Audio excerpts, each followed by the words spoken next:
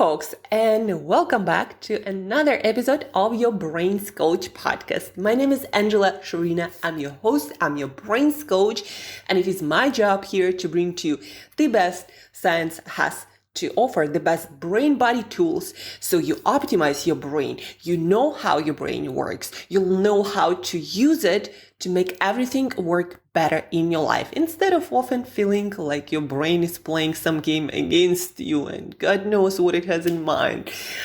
So here we're learning the best brain body tools to feel, look, and do your best. That's the short version. And today we are continuing our conversation about this amazing book, 7 Days to More Joy and Ease, the Stress Prescription, written by PhD Elisa Appel. And on Wednesday, we did part number 1. We went through, so the book is structured day number 1 to 7. And each day, you're kind of supposed to be reading a chapter and then doing some of the practices that are in this chapter to get better at stress.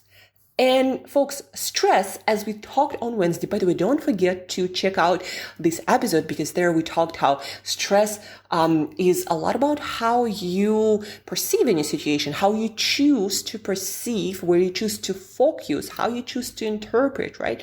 And you, and I told the story about gazelle and lion, lion chasing gazelle, both experience stress, but it's quite the opposite kind of stress. One is highly beneficent and the other is not so much.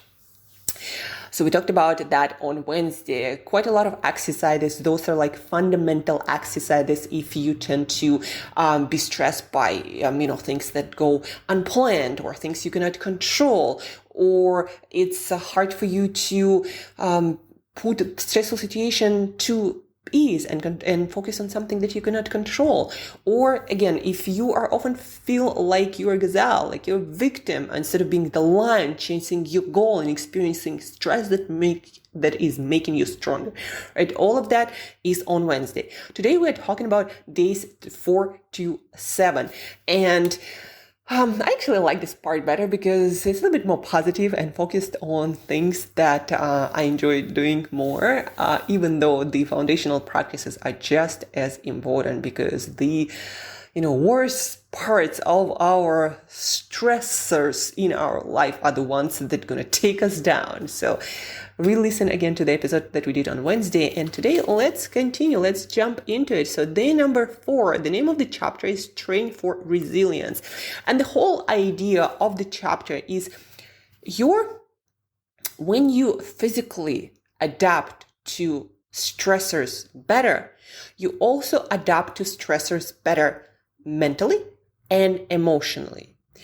And the whole idea of the chapter is if you want to deal better with stress, you got to train for stress resilience before stress happens. You got to expose yourself to hormetic stress.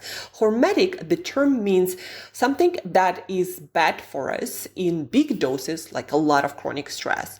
But given a little bit every single day, it's actually good for us because it makes our cells as a total body and mind stronger.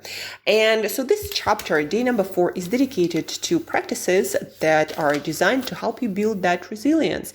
And these practices are physical. And what they know now in the research in neuroscience experiments and, working with a lot of people, what they know now is that physical stress or resilience to physical stress translates into resilience to mental, cognitive, to emotional stressors. So when you stress your body with things that I'm going to propose in a moment, you learn to recover, you make your cells stronger, you actually also make your nervous system stronger, and you go through any stressor in your life with much more resilience, meaning you deal with it when it comes, you don't panic, your prefrontal cortex learns how to stay online while you're going through stressful situations. And then you're able to make decisions to deal with that and then recover soon after, instead of ruminating on it and allowing it to last instead of a day, weeks, and months. How it happens for a lot of people who don't practice any sorts of stress management, right? So train for resilience. The practices that are suggested in the chapter that have been shown to be very beneficial and effective in research, 2 practices basically. HIIT, that means do high intensity interval training. And again, with physical exercise, a lot of people get it wrong. You don't need to get the effect, especially when it comes to high intensity interval training.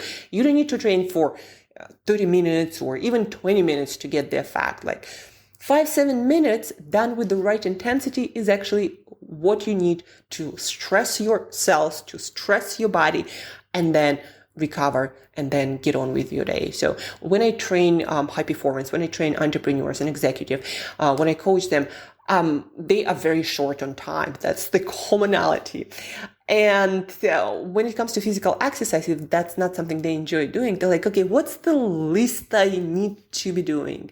And the least that they need to be doing, what I recommend is high intensity interval training. Do it for 5-7 minutes every single day.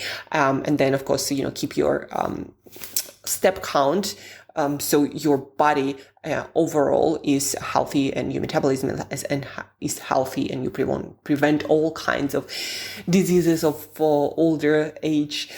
So keep your step count and do this 5-7 minutes of high intensity interval training to stress your cardiovascular system and your cells and your muscles and your respiratory system, to also boost that dopamine and adrenaline that keep you awake, alert, learning, getting stuff done, and then get on with your day. Especially good when you accompany it with cold shower, and that is actually practice number 2, cold exposure.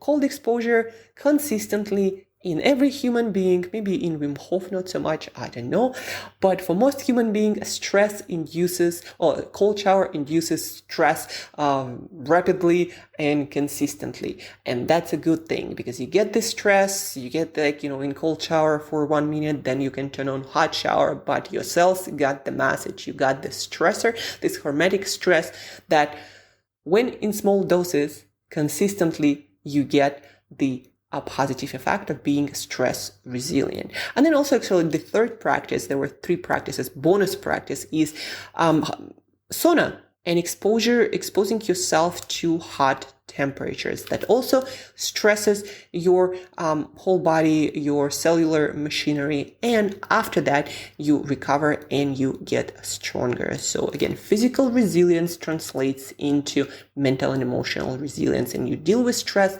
better in life, again shown in research, when you endure, when you expose yourself to stressors physically. Now, day number 5, that's when my favorite stuff starts happening.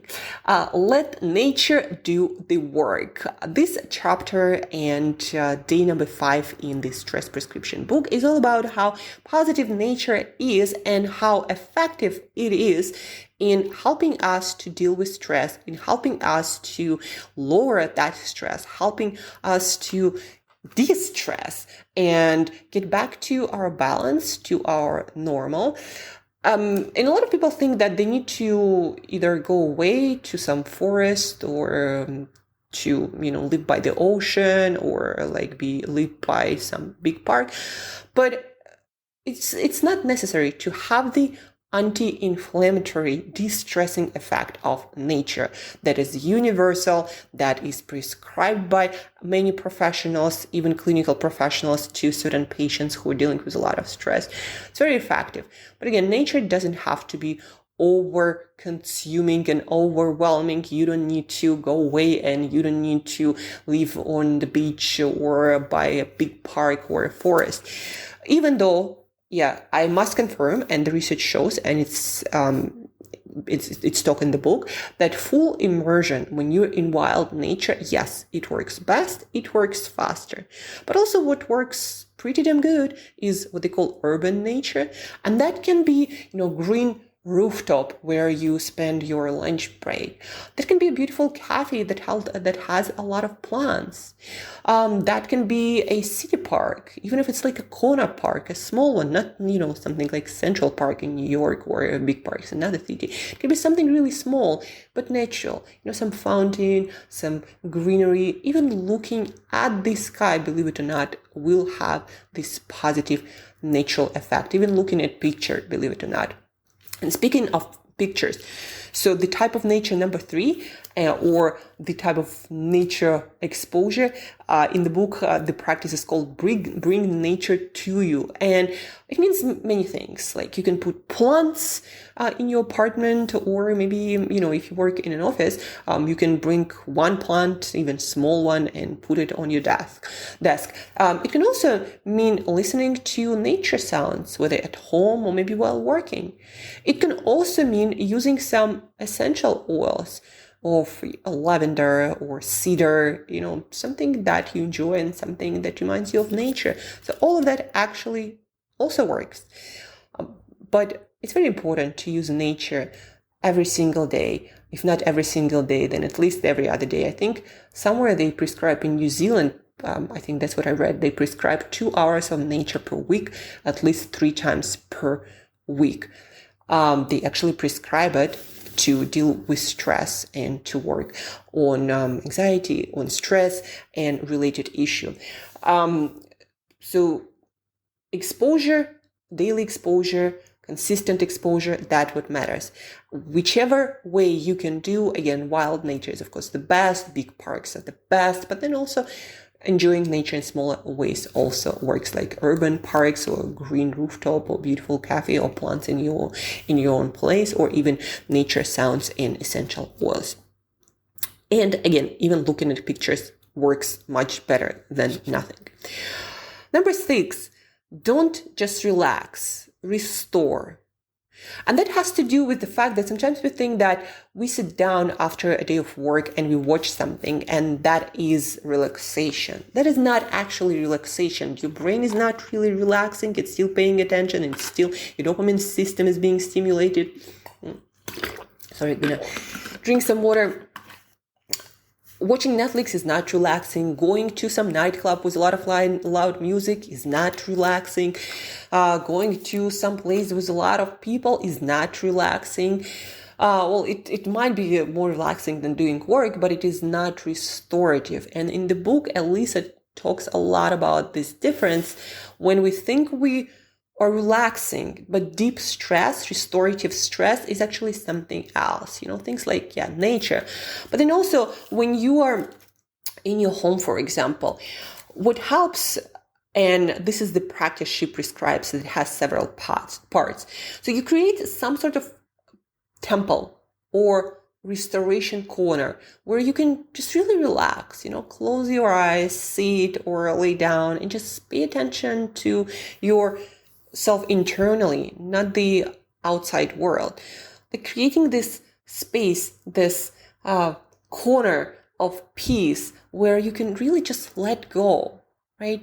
And the second practice, once you have this corner, or find a place in your house or wherever you are, then do the breathing practice. That is one of the most effective restorative practices out there that's been researched. And there are so many ways now you can breathe to start restoring your capacity, de-stressing, and really getting your body into a different kind of vibe where your body is again restoring its resources, not just being stationary and not moving. No, but it's truly restoring its resources. So the breathing that Elisa recommends is 4-6-8. 4, breathe in, so 4 counts, right? 1, 2, 3, you breathe in, then you hold for 6. 1, 2, 3, 4, 5, 6, and then you breathe out for 8. 1, 2, 3, 4, 5, 6, 7, 8. So that's what you do.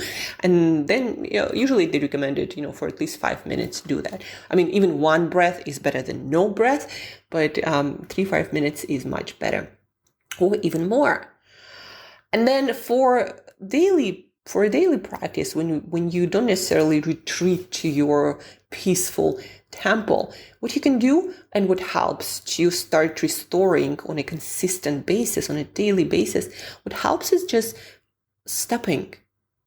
And instead of worrying about what's going to happen or worrying about the outside world, and pay attention to yourself. Like tune in, okay, what is happening in my body? Where my breath is.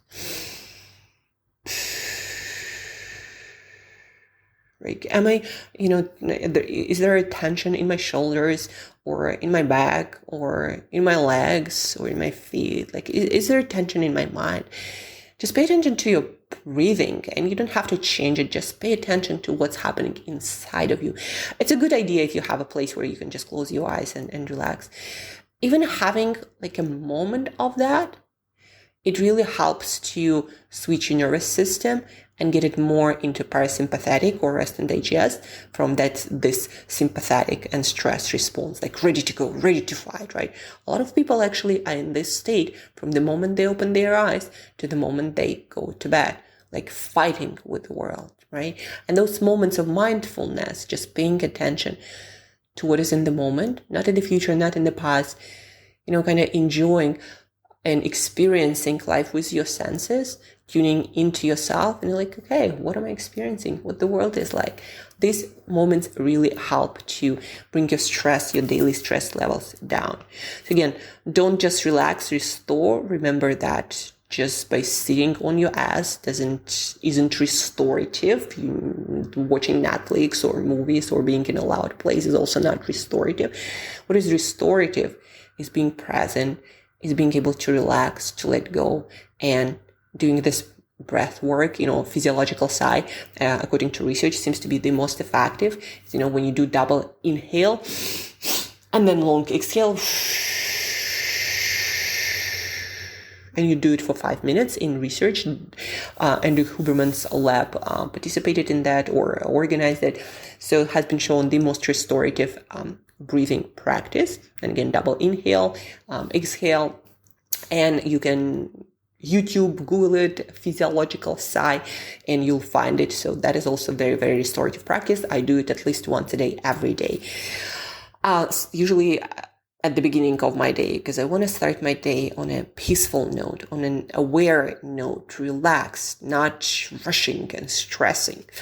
And now, on that note, how I start my day, let's move to the day number 7 and practices described on the day number 7 of the 7 days for more joy and ease, written by Elisa Apple. So this day number 7, start full and full.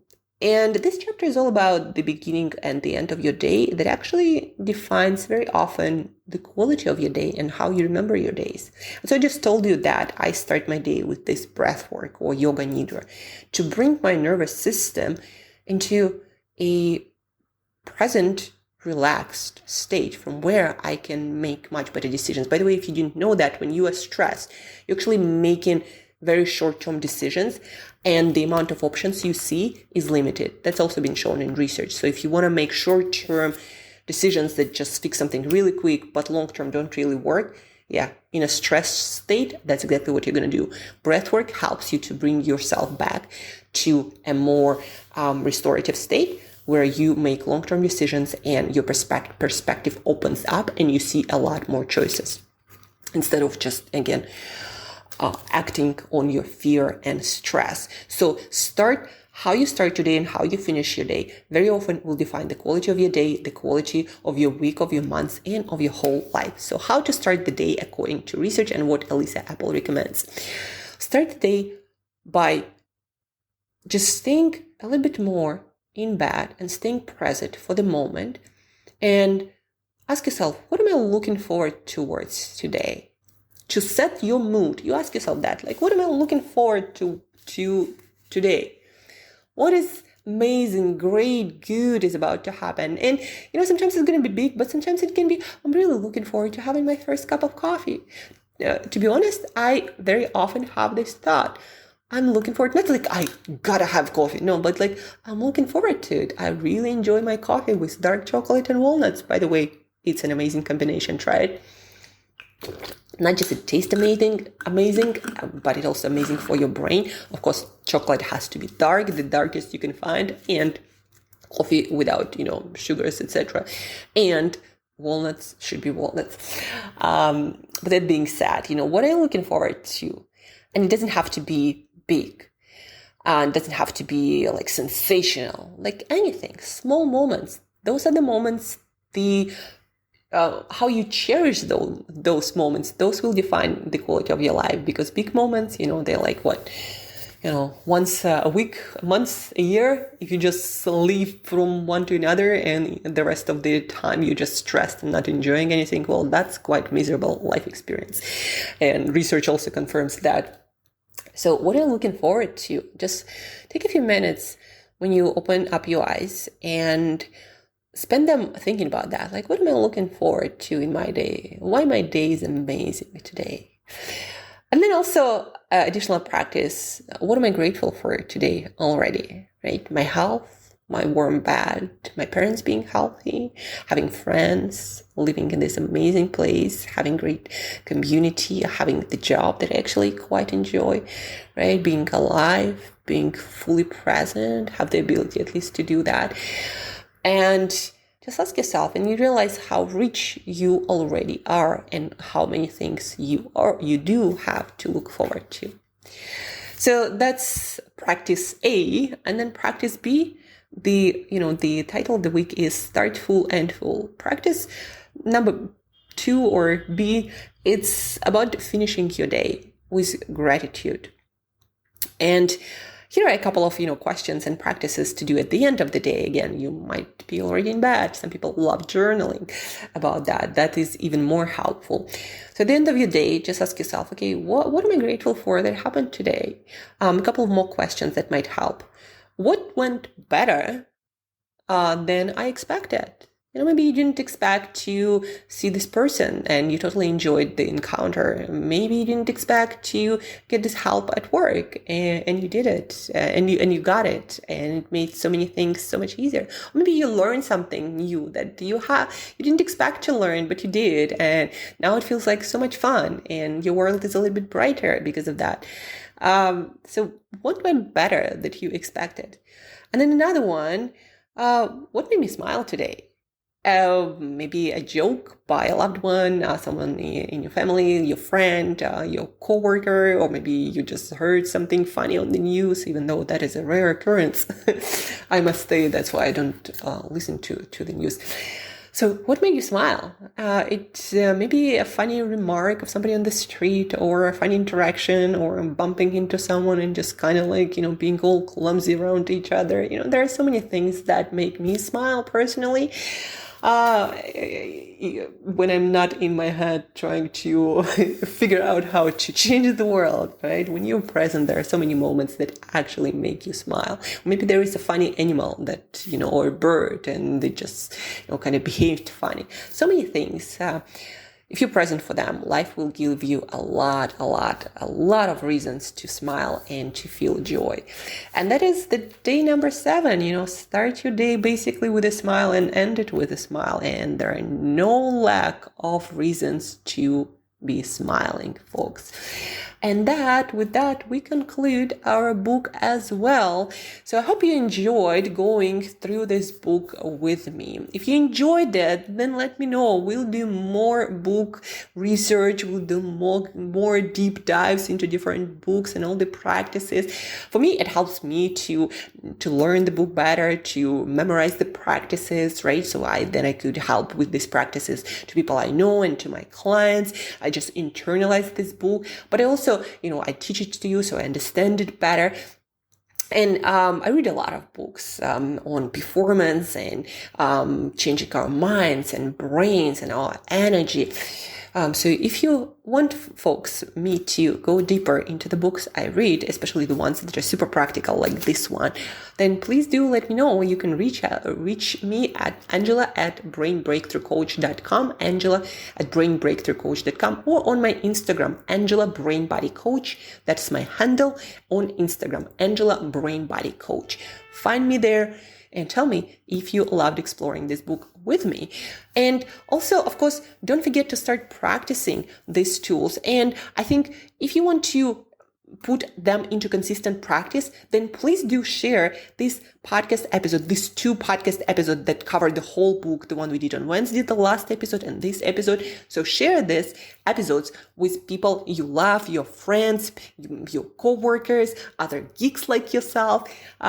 Share it, practice together, maybe one a week, like one area, one practice, one day from the book, or maybe one a day, if you want to go through the book as author suggests. So share to practice and to learn it better and to actually master the skill, because knowledge is nothing.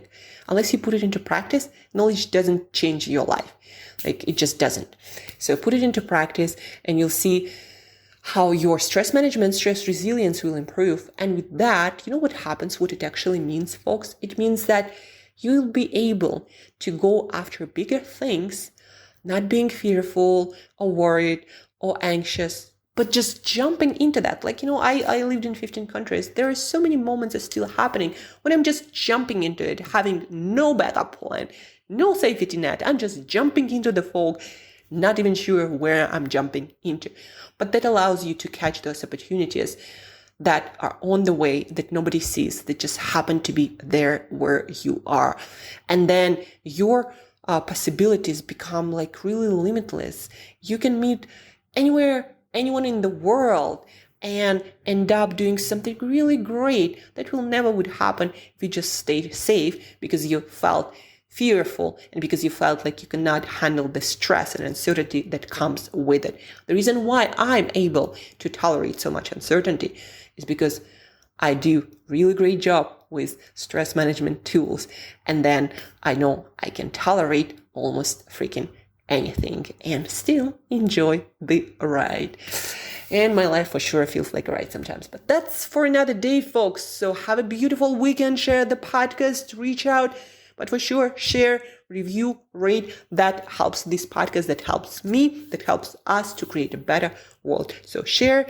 Enjoy your weekend. Work on your stress resilience so your life opens up and sparkles with opportunities. Until next time, stay tuned.